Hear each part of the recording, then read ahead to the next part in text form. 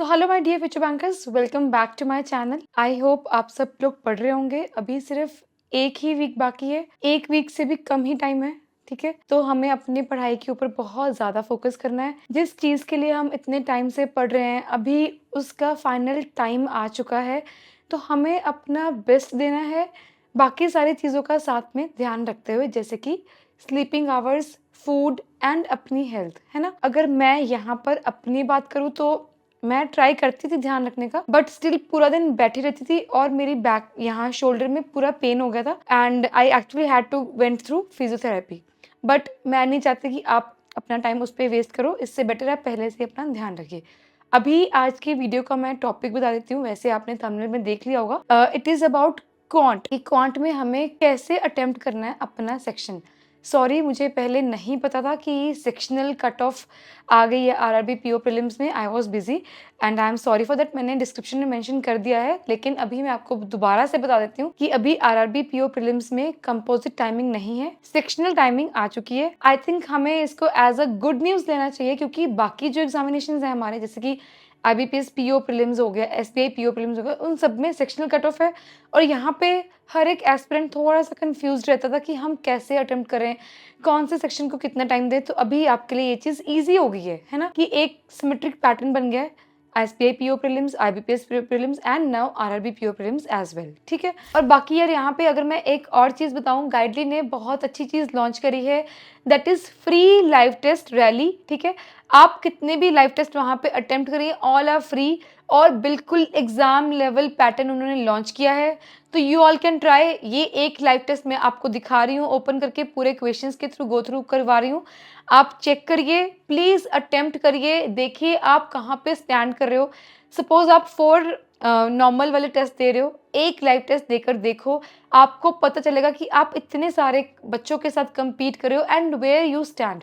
ठीक है, तो अभी आपको मैं बताऊंगी कि क्वांट का सेक्शन हमें 20 मिनट्स में कैसे अटेम्प्ट करना है, कौन से क्वेश्चंस हैं जो हमें करने ही करने हैं, कौन से क्वेश्चंस हैं जो हम थोड़ा सा स्किप भी कर सकते हैं। This is the last week, और I will also tell you कि हमें क्या क्या करना चाहिए इस वीक में। वैसे मैंने एक combined video of reasoning and quant बना दी है, बट इसमें मैं स्पेसिफिकली क्वांट का बताऊंगी। I am trying to keep the length of the videos short and also I am suggesting you कि डोंट वेस्ट योर टाइम। आप हर एक वीडियो 1.5x पर देखिए, बल्कि 2x पर भी देखोगे, आपको आराम से समझ में आ जाएगा। ठीक है, तो अभी सबसे पहले मैं बात करूंगी कि क्वांट के कौन से सेक्शंस हैं, कौन से वो टॉपिक्स हैं जो स्कोरिंग है, जो हमें करने ही करने हैं। वो है missing number series, wrong number series, simplification and approximation, quadratic equations, and अगर मैं यहाँ पे एक और टॉपिक ऐड करना चाहूँ तो वो है मेंसुरेशन। मेंसुरेशन बहुत इजी टॉपिक है। मैं इसका फिर से जो मैंने कंप्लीट फॉर्मूलाज एक छोटे से पेज पर लिखे थे, वो मैं शेयर कर दूंगी। ठीक है, अपने टेलीग्राम चैनल पर, आप वहाँ पर देख लेना। बहुत इजी है एवरीथिंग। वहाँ पे जो जो, जैसे सपोज मैं उस मेंसुरेशन के क्वेश्चंस कर रही हूँ, जैसे उसमें क्वेश्चन आ गया कि एरिया ऑफ 4 वॉल्स बट वो ऊपर से ओपन है, तो उसका क्या फॉर्मूला है। मैंने हर एक फॉर्मूला एक ऐसे शॉर्ट नोट्स, जैसे कंप्लीट शॉर्ट नोट्स हैं, वो मैं आपको शेयर कर दूंगी, एक छोटे से पेज पर है। मैं हमेशा किसी भी एग्जामिनेशन में जाने से पहले वो फॉर्मूलाज पढ़कर जाती थी। तो मैं आपको एडवाइस करती हूँ कि प्लीज, मेंसुरेशन के क्वेश्चंस बहुत ज्यादा इजी आते हैं, आप वो सारे फॉर्मूलाज पक्का से पढ़ के जाना। ठीक है, दूसरी चीज, आप जैसे मैंने टॉपिक्स मेंशन किए, क्वाड्रेटिक इक्वेशन, ब्ला ब्ला, आप इनको कहीं से भी कर सकते हो, लेकिन गाइडली पर एक इनका स्कोर बूस्टर है, वहां से जैसे 5 टॉपिक्स होते हैं, उसमें मैंने बहुत बार किए हैं, आप भी कर सकते हो। बट अगर आपके पास नहीं है तो आप कहीं से भी, यूट्यूब से भी, बस इन 5 टॉपिक की प्रैक्टिस करके जाना, बहुत अच्छे से करके जाना।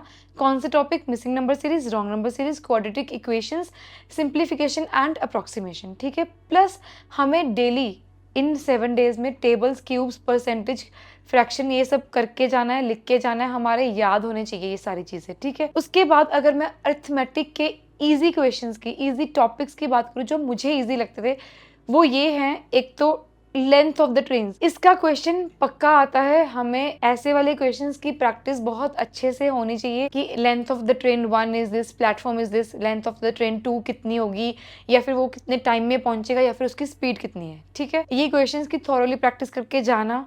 उसके बाद जो डुएबल टॉपिक होते हैं अरिथमेटिक में, वो कौन कौन से हैं? नंबर सिस्टम बहुत ईजी टॉपिक है, अगर आपको समझ में आते हैं तो उनको पक्का से अटेम्प्ट करना। उसके बाद टाइम, स्पीड एंड डिस्टेंस के क्वेश्चंस, कुछ क्वेश्चंस बहुत इजी होते हैं, जैसे कि लेंथ ऑफ द ट्रेन वाले क्वेश्चंस बहुत इजी होते हैं। उसके बाद अगर मैं बताऊं, time and work and pipes and systems, ये दोनों ही टॉपिक्स इंटर रिलेटेड हैं।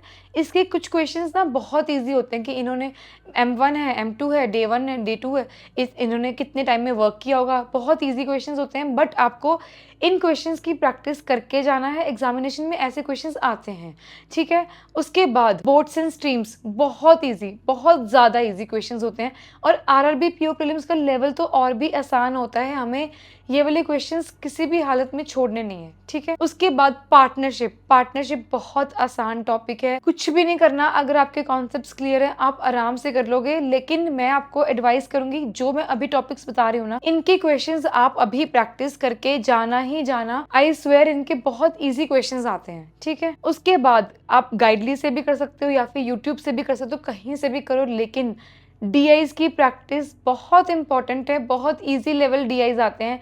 बस हमें डेटा एक्सट्रैक्ट करना आना चाहिए और स्पीड से एक्सट्रैक्ट करना आना चाहिए। ऐसे नहीं कि आप हर एक क्वेश्चन के लिए टेबल बना रहे हो, वो एक स्मार्ट वर्क नहीं है, वो हम गलत कर रहे हैं, वो हमारी गलत अप्रोच है। हमें DIs को सॉल्व करना बहुत स्मार्टली आना चाहिए। डेटा जरूरी नहीं है हर बार टेबल बना के करो, आपको DIs के ऊपर होल्ड होना चाहिए। आप प्लीज DIs की प्रैक्टिस करके जाना। प्रीलिम्स लेवल DIs बहुत आसान होते हैं, RRBs के तो और भी आसान होते हैं। और कहीं से भी प्रैक्टिस करो, लेकिन डेली क्वेश्चंस की प्रैक्टिस करो, चाहे 5 क्वेश्चंस ही करो, लेकिन डेली बेसिस पर करो। वैसे 5 कम है इस टाइम पर, हाँ, लेकिन अगर आप 4 मॉक्स अ डे अटेम्प्ट कर रहे हो, फुल लेंथ मॉक्स, उसके साथ 5 DIs कर रहे हो, देन इट इज फाइन, ठीक है। उसके बाद अगर मैं बात करूं प्रॉफिट एंड लॉस की, प्रॉफिट एंड लॉस में 2 चीजें होती हैं। एक तो कि इस कस्टमर ने चीट किया, ये किया, वैसे वो वाला एक सेगमेंट होता है। एक होता है कि डिस्काउंट, वो पूरा टेबल होता है कि हमने इतने से परचेज किया, उसके बाद इतना मार्क्ड प्राइस हो गया, उसके बाद इतना डिस्काउंट हो गया, उसके बाद इतना सेलिंग प्राइस हो गया। ये एक पूरी एक लाइन बनती है। उसके बाद क्वेश्चन सॉल्व करना बहुत ईजी हो जाते हैं। मैं आपको एडवाइस करूंगी कि ठीक है,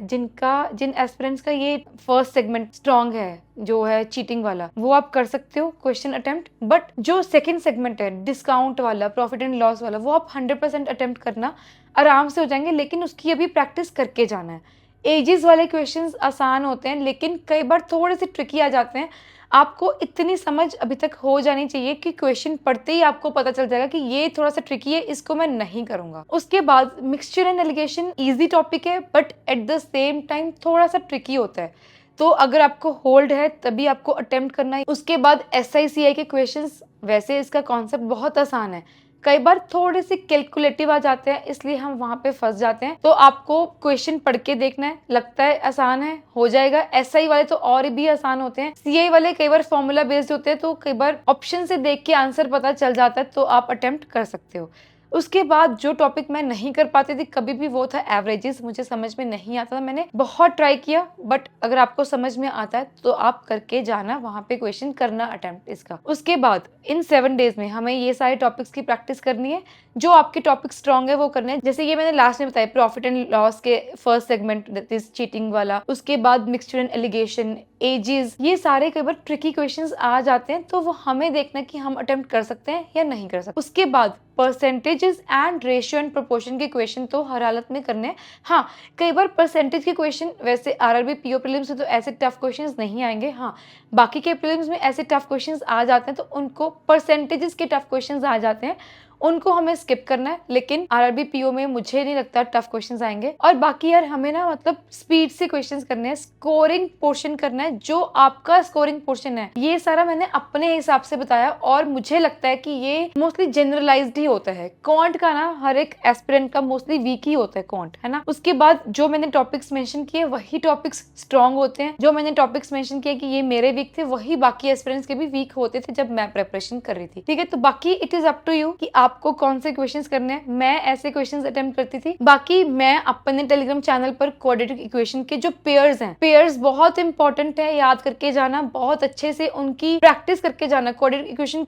कम से कम 5 या फिर 4 क्वेश्चंस आते ही आते हैं, उनको आपको मिस करना ही नहीं है। हाँ, वर्स्ट केस होता है कई बार हमें पेयर्स माइंड में नहीं आ रहे होते हैं, तब आपको स्किप करना है। लेकिन जो पेयर्स मैं आपको टेलीग्राम चैनल पर शेयर किए हुए हैं, दोबारा से मैं शेयर कर दूंगी, उनको आपको करके जाना है। मेंसुरेशन के फॉर्मूलाज भी मैं वहां पे शेयर कर दूंगी। परसेंटेज टू फ्रैक्शन जो मैंने याद किए थे वो भी। ये 3 चीजें आपको टेलीग्राम पे आज ही मिल जाएंगी। बाकी यार हमें अपना बेस्ट देना है, हमारी प्रिपरेशन इस हिसाब से होनी चाहिए कि हमें अपने अंदर कॉन्फिडेंस हो कि हम कर पाएंगे।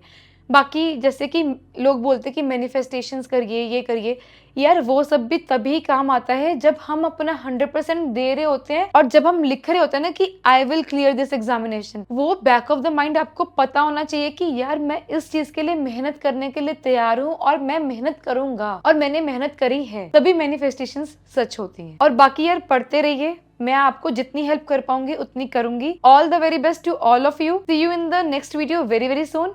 Bye bye.